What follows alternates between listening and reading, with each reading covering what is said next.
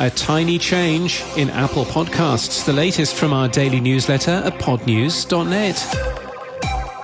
A small but important UX change in Apple Podcasts comes with the release of iOS 16.2 and iPad OS 16.2 this week. The plus button is now clearly marked with the word follow.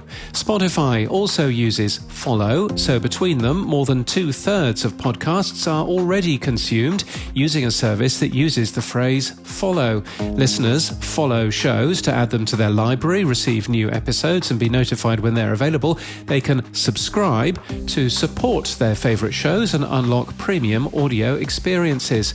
Is it time to check our calls to action? And should we be asking other podcast apps to follow suit? Should your podcast take a break for the holidays? At Bumper, Dan Meisner looked at release data and consumption data to discover what really happens. Rusty Quill has published a long article tackling allegations made in an opinion piece that we covered yesterday by Newt Shuttlecotty, which the company calls unprofessional misinformation.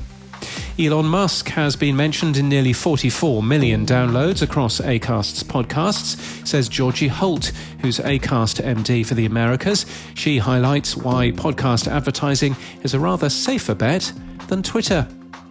Spanish-language podcast platform Evooks has shared the most listened-to podcasts in 2022 on the service. The company claims more than 800 million listens, more than 13 million episodes published, and more than 220,000 new podcasts carried on their platform, of which 72,000 are in Spanish.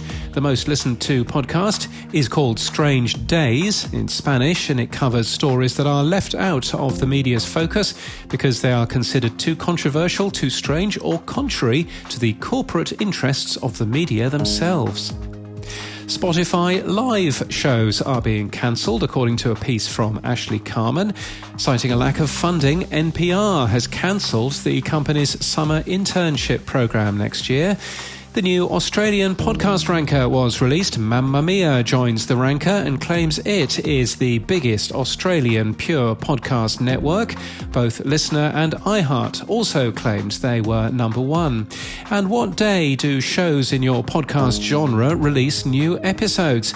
Podchaser analyses 6 months of podcast data and shows the most and least popular days to publish a podcast. In People News, Stephen Michael has joined Wolf Entertainment as VP of Audio. He joins from Gunpowder and Sky. Leandro Saucedo, Acast's Chief Business and Development Officer, has left the company. I've certainly got a few ideas of what to do next, he says in a post. And Buffalo sports reporter Jerry Sullivan has been fired from his TV job and 2 newspapers after making sexist comments on a live podcast. Trainwreck Sports has also apologised. And in podcast news, Buzzcast, Buzzsprout's own podcast, tried a new email marketing strategy that grew Buzzcast downloads by over 40%.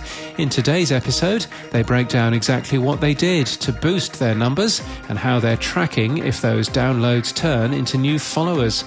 From iHeartMedia, Table for Two is hosted by celebrity restaurateur Bruce Bozzi. He's joined by some of his customers, Hollywood's biggest stars. The first episode features Scarlett Johansson. It's co-produced by Airmail. The Journal, a podcast from the Wall Street Journal and Gimlet, has premiered the special miniseries Uncontrolled Substances, The Cerebral Story. It examines the story of how a buzzy Silicon Valley startup tried to fix the mental healthcare industry and how it spun out of control. And Changemakers in Autism returns for a second season. The podcast from the non-profit Read Autism Services introduces listeners to the thought leaders raising awareness of the most pressing issues in the autism community. The first episode this season features filmmakers and co-producers Karen Zucker and John Donvan for an in-depth discussion on history's portrayal of autism and their groundbreaking documentary In a Different Key. And that's the latest from our daily newsletter. To read all the stories and subscribe, we're at podnews.net.